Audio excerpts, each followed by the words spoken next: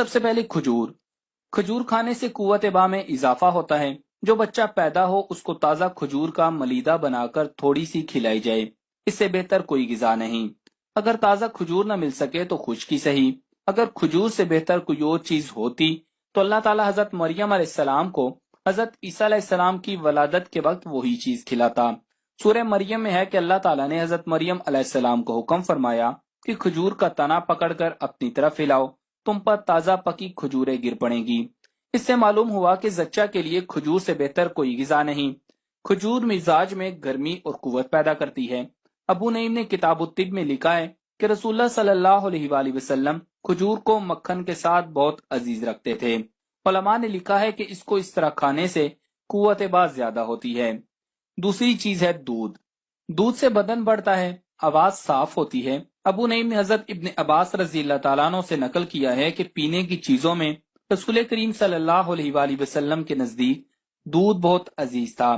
یہ قوت با پیدا کرتا ہے، معدہ میں جلد ہضم ہو جاتا ہے، بدن کی خشکی کو دور کرتا ہے، منی پیدا کرتا ہے، چہرے کا رنگ سرخ کرتا ہے، دماغ کو قوی کرتا ہے۔ دودھ میں بہت سے ایسے غذائی اجزاء ہوتے ہیں جو ہماری جلد کو خوبصورتی عطا کرتے ہیں۔ دودھ کیلشیم کے حصول کا ایک بہت بڑا ذریعہ ہے جو ہماری ہڈیوں کو مضبوط رکھتا ہے۔ یہ نہ صرف بڑھتی عمر کے بچوں کے لیے بلکہ نوجوانوں اور بوڑھوں کے لیے یکساں مفید ہے، اور دودھ پینے کا سب سے بہترین وقت رات کو ہے۔ تیسری چیز ہے شہد۔ ابو نعیم نے حضرت عائشہ رضی اللہ تعالیٰ عنہ سے روایت کیا ہے کہ رسول اللہ صلی اللہ علیہ وآلہ وسلم کے نزدیک شہد بہت پیارا اور عزیز تھا۔ حضور صلی اللہ علیہ وآلہ وسلم کو شہد اس لیے زیادہ محبوب تھا، اللہ تعالیٰ نے فرمایا ہے کہ اس میں شفا ہے۔ شہد کے بے شمار فائدے ہیں۔ نہار منہ چاٹنے سے بلغم دور کرتا ہے، معدہ صاف کرتا ہے، معدہ کو اعتدال پر لاتا ہے، دماغ کو قوت دیتا ہے، قوت با میں تحریک پیدا کرتا ہے اور اسے مضبوط کرتا ہے۔ مثانہ کے لیے مفید ہے، مثانہ اور گردے کی پتھری کو خارج کرتا ہے، پیشاب کے بند ہونے کو کھولتا ہے، فالج لقوہ کے لیے فائدہ مند ہے، ریا خارج کرتا ہے، بھوک زیادہ لگاتا ہے۔ مکھن اور شہد ملا کر کھایا جائے تو جوڑوں کے لیے مفید ہے اور جسم کو موٹا کرتا ہے۔ چوتھی چیز ہے فلفل دراز۔ اس کو انگریزی میں لانگ پیپر کہتے ہیں۔ پپلی کی بیل ہوتی ہے جو ارد گرد کے درختوں کے سہارے اوپر کو اٹھتی ہے یا زمین پر پھیلتی ہے، جو سبز شاتوت کی شکل کی ہوتی ہے۔ شروع میں جب پکتی ہے تو سرخ رنگ کی، لیکن سوکھنے سے سیاہ ہو جاتی ہے۔ تمام سطح کھردری اور دندانے دار ہوتی ہے۔ فلفل دراز، جس کو چھوٹی پیپل بھی کہتے ہیں، مقوی دماغ، مقوی معدہ اور محرک با ہے، بلغم کو دور کرتی ہے، نگاہ کو تیز کرتی ہے۔ دودھ میں جوش دے کر پینا بے حد مفید ہے۔ دار چینی، لونگ اور کالی مرچ طب نبوی و حدیث کی روشنی میں مردانہ طاقت بڑھانے کی غذائیں ہیں اور بڑی زبردست مقوی و متحرک قوت با ہیں۔ خصوصاً بوڑھے شخص کے لیے فائدہ مند ہیں، اعصاب اور جوڑوں کے درد کے لیے بھی مفید ہیں۔ پانچویں چیز ہے زعفران۔ زعفران زبردست مقوی با ہے، دل و دماغ اور بصارت کے لیے بھی بے حد مفید ہے۔ زعفران گردے، مثانے اور جگر کو قوت دیتا ہے۔ زعفران بخار کی حالت میں دن میں 2 بار پانی میں ملا کر کھلایا جائے تو بخار اتر جاتا ہے۔ زعفران گردے کے درد میں آرام پہنچاتا ہے۔ زعفران بوجھل طبیعت میں تقویت دیتا ہے۔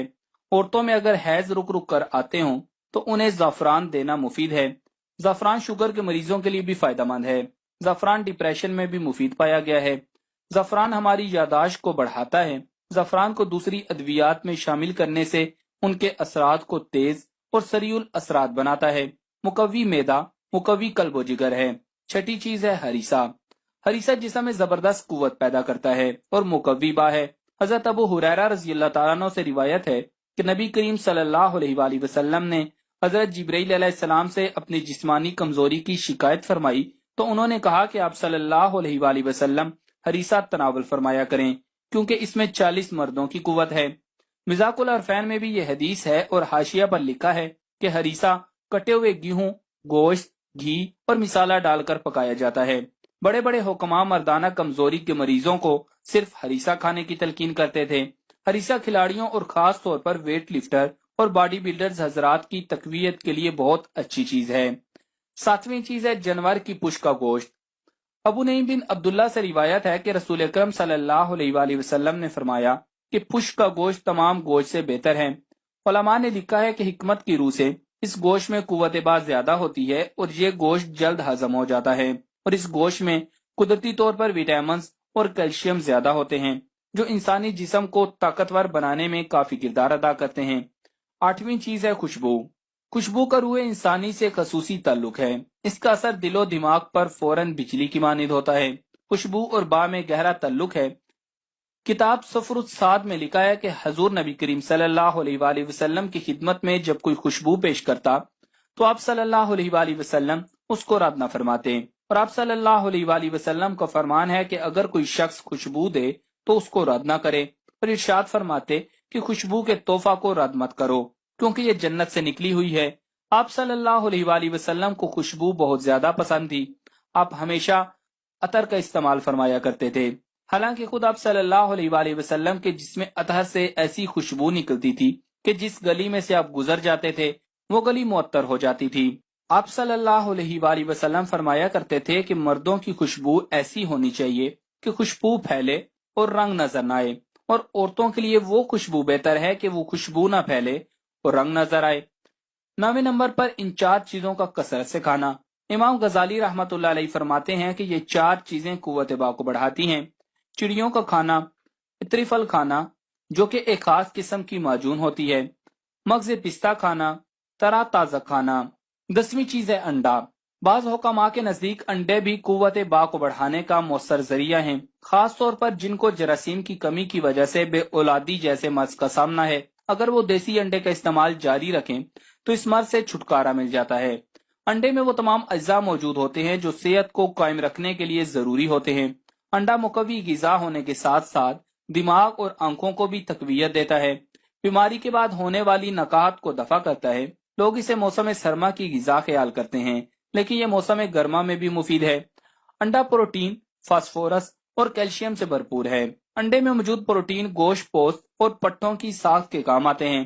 اس سے جسم میں طاقت اور حرارت پیدا ہوتی ہے، اور انڈوں میں موجود کیلشیم، فولاد، فاسفورس بدن انسانی کے لیے بڑے اہم ہیں۔ کیلشیم پھیپھڑوں کی ساخت کو درست رکھنے اور جسم کی نشو و نما میں اور پیشاب کی تیزابیت دور کرنے میں اہم کردار ادا کرتا ہے، اور فولاد خون کے سرخ ذرات پیدا کرتا ہے۔ 11ویں چیز ہے حسیس۔ بعض روایات میں حضرت عائشہ صدیقہ رضی اللہ تعالی عنہا سے منقول ہے کہ حضور نبی اکرم صلی اللہ علیہ وآلہ وسلم کو حسیس بہت پسند تھا۔ حسیس 3 چیزوں سے مل کر بنتا ہے: کھجور، مکھن اور جمع ہوا دودھ یعنی دہی پر کھٹا نہ ہو۔ اس غذا سے بدن قوی ہوتا ہے اور قوت با میں اضافہ ہوتا ہے۔ جو انسان اس غذا کا مستقل مزاجی سے استعمال کرتا ہے وہ چاہے جتنا بھی جسمانی مشقت والا کام کر لے وہ تھکتا نہیں اور صحت مند اور چست رہتا ہے۔ 12ویں چیز ہے زیر ناف بالوں کو جلد کاٹنا۔ حضرت حذیل بن حکیم کہتے ہیں کہ رسول کریم صلی اللہ علیہ وآلہ وسلم کا ارشاد ہے کہ بدن سے بالوں کا جلد دور کرنا قوت با کو بڑھاتا ہے۔ کتاب طب نبوی اتباع کے نزدیک زیر ناف بال اگر جلدی نہ کاٹے جائیں تو ان کی جڑوں میں خطرناک بیکٹیریا اپنا ٹھکانہ بنا لیتے ہیں جو کہ انتہائی نقصان دہ ہے۔ 13ویں چیز ہے لہسن۔